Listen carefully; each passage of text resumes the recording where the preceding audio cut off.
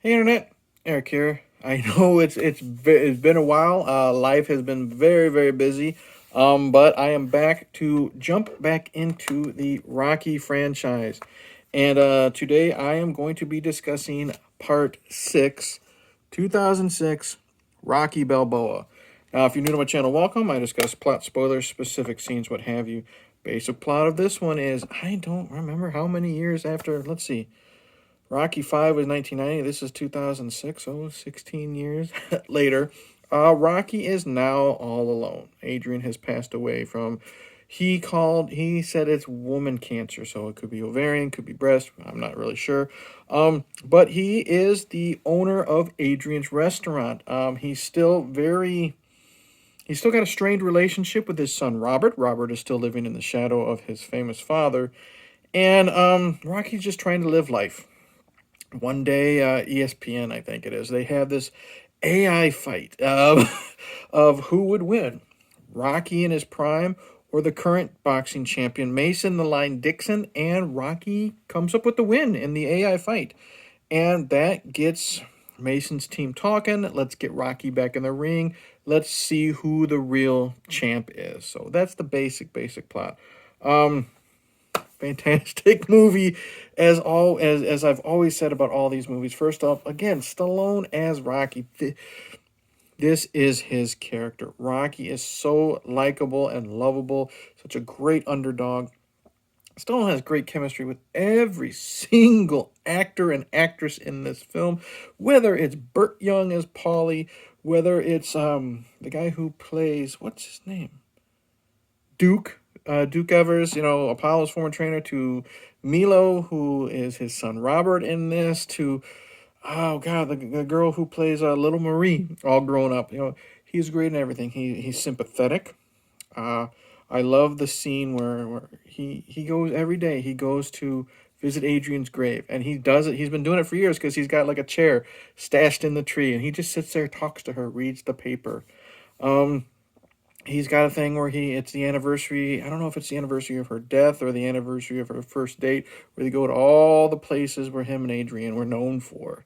Um, I love his relationship with Robert. Robert is still struggling. And Milo is great too.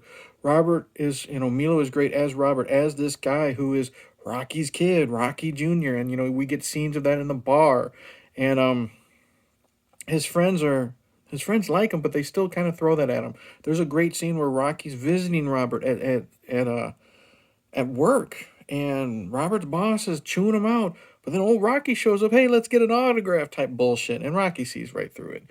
But Milo is great. Let's get to Burt Young. God bless him. Passed away last year.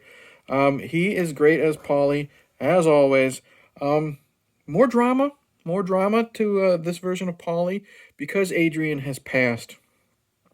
There is a scene where they're going from place to place to remember her, and Burt Young, Paulie, he says, "I can't do this anymore, Rock. You were good to her. I treated her like garbage." You know what I mean? And it still eats at him how he treated her in that first film. And he wasn't necessarily the nicest brother as the movies went along, but he treated her like garbage in that first film, and I like that. And then eventually, Paulie, he's back at the meat plant now. He loses his job at the meat plant, and he's back to being a drunk and hanging on Rocky. He's still same old Paulie. He's still, how would you say, not racist, but definitely he what is it? Prejudice. It's an Italian restaurant. He makes a joke, Italian restaurant, and the food's made by Mexicans. He says something line like that. He's still Paulie. But again, like I said, Burt Young does really good with the drama. The guy who plays Tony Duke, he's not in it too much, but he's really good at motivating Rocky.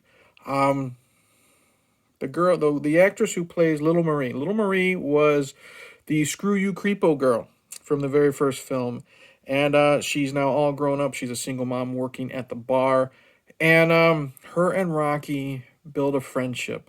And what I like about this actress is really good. I can't think of her name off the top of my head. I only know her as also from Gran Torino. Yeah, she was Clint Eastwood's daughter-in-law, I think. Um, and she, she's just a real bitch. Like, she doesn't get what she wants from the will type of thing.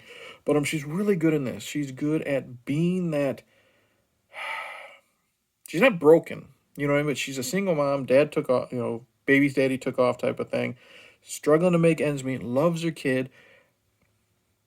Becomes very friendly with Rocky because it brings back the memories of him looking out for her. But what I like about this relationship with Rocky, and I'm just gonna call her Little Marie, with Marie, it's not sexual. You know what I mean? Rocky's true love is for Adrian, but he misses having a caring woman in his life. That's what she is. She's filling that hole in his life since Adrian has passed. And Marie is not looking for a man. You know what I mean? There's a good scene where she's being harassed by some people outside of the bar. And Rocky offers her a ride home. He's about ready to leave, but then they're still trash talking her, and she says it's all right. And then Rocky looks at her, little Marie, it's not. Gets out, roughs up the kids, get back in. And it's a great relationship. I like the relationship between Rocky and Marie's son. First off, he's surprised that he's a black kid, of course. But and I like how her son doesn't take to Rocky. You know what I mean? I don't know how many relationships Marie's had since his dad flew the coop, but you can tell he doesn't trust anybody. He's very disrespectful to Rocky. A lot of the times when they first get to know each other, they adopt a dog, and of course he says, well, why don't we call the dog Punchy? As a dig to Rocky and his possible brain damage. But eventually that respect, after he learns of Rocky's history, happens, and he's part of the ring crew at the end of the fight. The performances are great. My only problem with this film is when it comes to the franchises. I'll get to some more praise in a second, but when it comes to this franchise, Apollo was intimidating.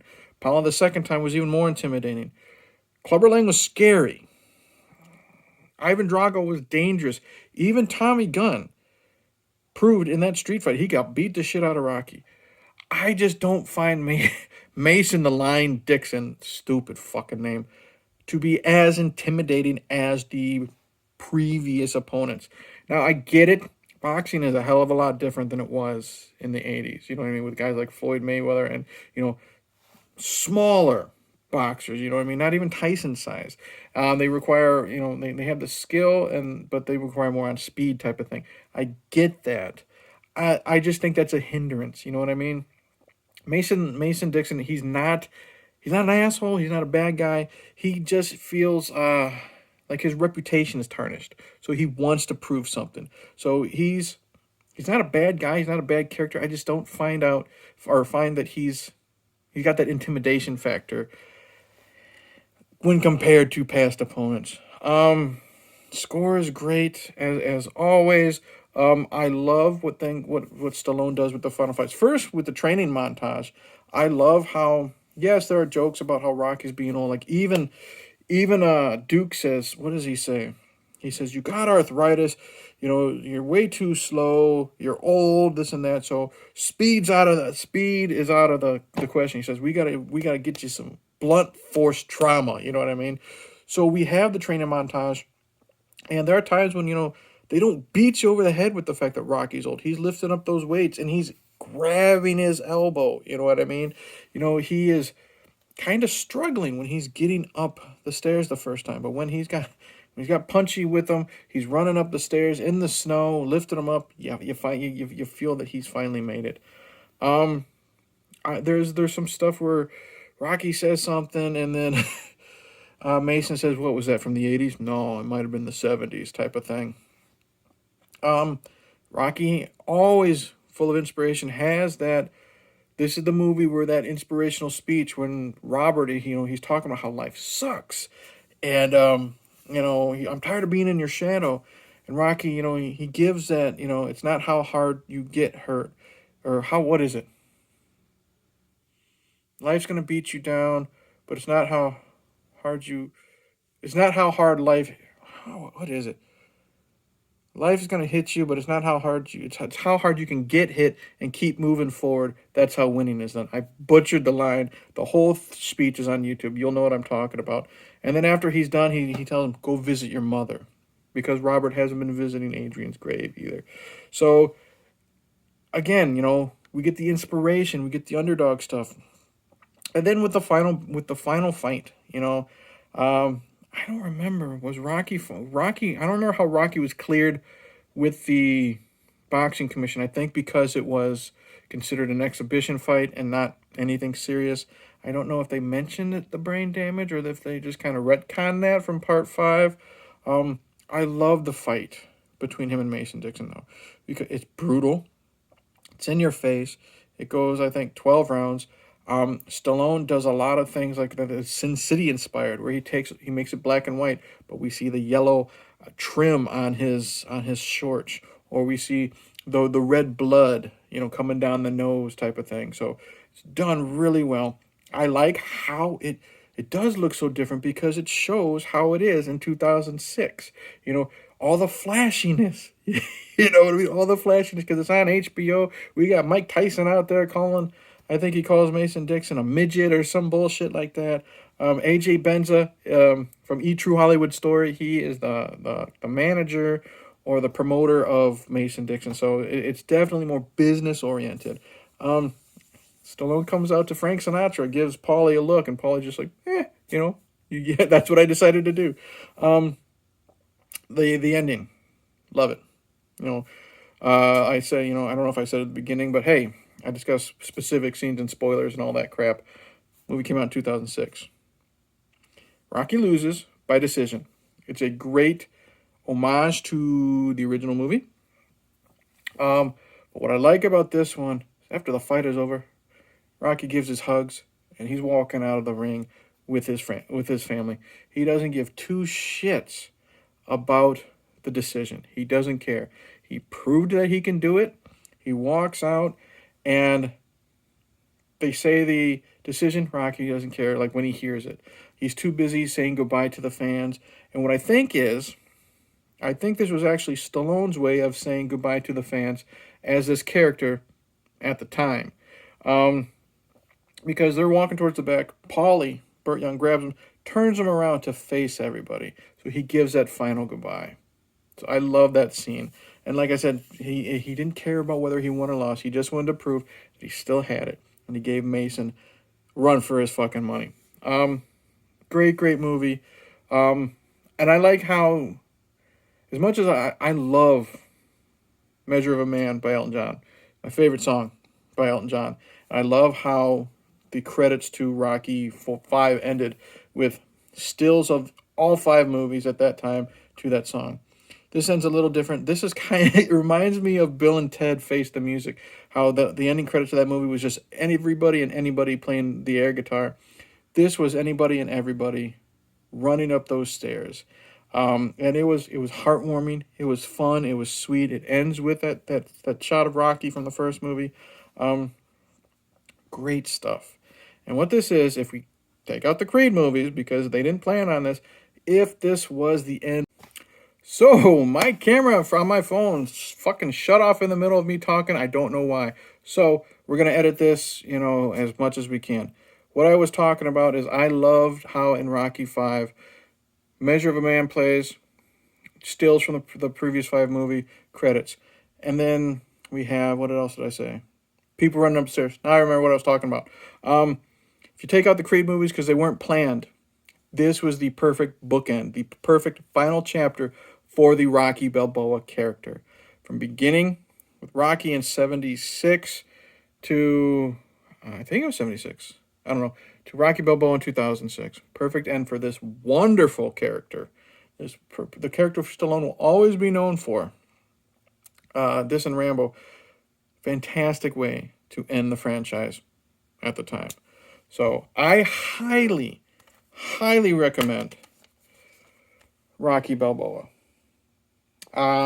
This is one of the best of the entire movies, or best of the Rocky movies when it considers the franchise. I still think part 2 is my favorite, but this has got to be up there. Maybe, top 3. Maybe top 3. But yeah, if you haven't seen Rocky Balboa because it's the 6th fucking Rocky movie, get off your butt, check it out. Fantastic way, fantastic writing, fantastic acting, a great final fight. Again, like I said, the only problem is Mason isn't as intimidating as the previous foes. But what the fuck you gonna do? It's 2006. So that's it. Hopefully this edit works. Thank you for watching. Like and subscribe. Comment below. Tell me what you think about Rocky Balboa as a end, air quotes, to the Rocky franchise that we knew about it at the time. You like this franchise, you hate it, blah, blah, blah. I say this at the end of every video. Coming up after this will be Creed, and I'll be going all the way to the Creed film, all the 3 Creed films. And then for the rest of the year, unless requested, I'm only going to discuss movies I have never seen before, whether that's The Blues Brothers, The Godfather, The Wicker Man, Butch Cassidy and the Sundance Kid. Bunch of stuff I'm going to throw in there. The Wreck series, that horror franchise. It's going to be a lot of fun. So with that, also, thank you to everybody who showed up to the live stream interview I had with deathmatch wrestler Madman Pondo. That video took off like a motherfucker, a rocket strapped to his ass. I did not realize it would explode as much as it did. Thank you to everyone and anyone who has watched and commented, thumbs up, shared it. It means a lot. So with that, cheers.